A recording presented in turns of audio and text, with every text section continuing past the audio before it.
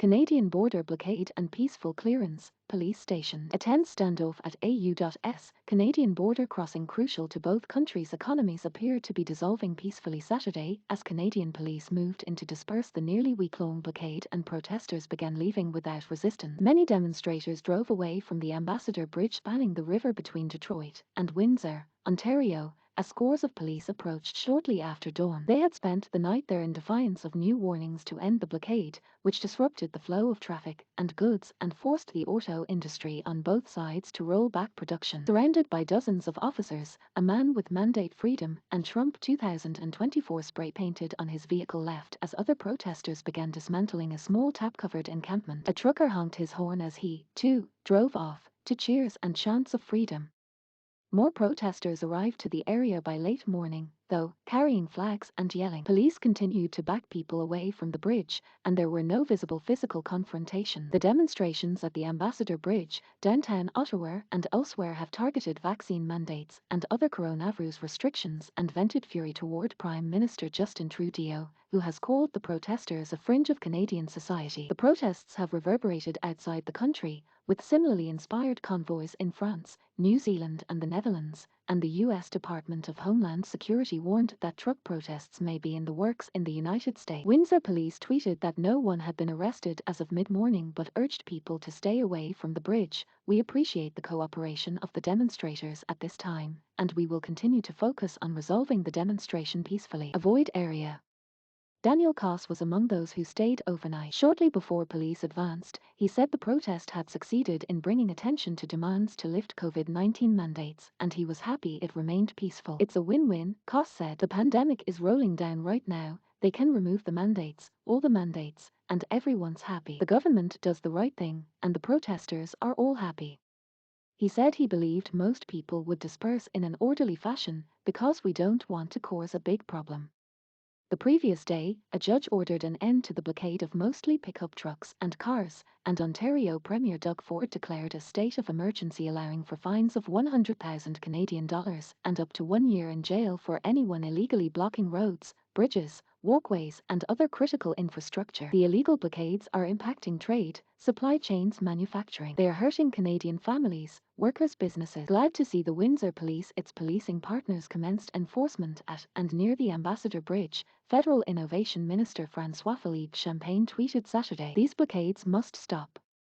The Ambassador Bridge is the busiest U.S Canadian border crossing, carrying 25% of all trade between the two countries. The standoff came at a time when the auto industry is already struggling to maintain production in the face of pandemic-induced shortages of computer chips and other supply chain disruptions. In the capital, Ottawa, Mayor Jim Watson declared a state of emergency last week after thousands of protesters descended on the city. Their numbers have dwindled, but hundreds of trucks remain parked in front of the Parliament buildings, and demonstrators have set up portable toilets where Trudeau's motorcade usually parks outside the Prime Minister's office. Protesters on Saturday tore down a fence that authorities put up around the National War Memorial 2 weeks ago after demonstrators urinated on it. Some demonstrators later chanted "Libert," French for freedom, as police watched. Police issued a statement calling the Ottawa protest an unlawful occupation and saying they were waiting for reinforcements before implementing a plan to end the demonstration. The statement did not elaborate. While the protesters are decrying vaccine mandates for truckers and other COVID-19 restrictions, many of Canada's infection measures, such as mask rules and vaccine passports for getting into restaurants and theatres, are already falling away as the Omicron surge levels off. Pandemic restrictions have been far stricter in Canada than in the U.S., but Canadians have largely supported them. The vast majority of Canadians are vaccinated,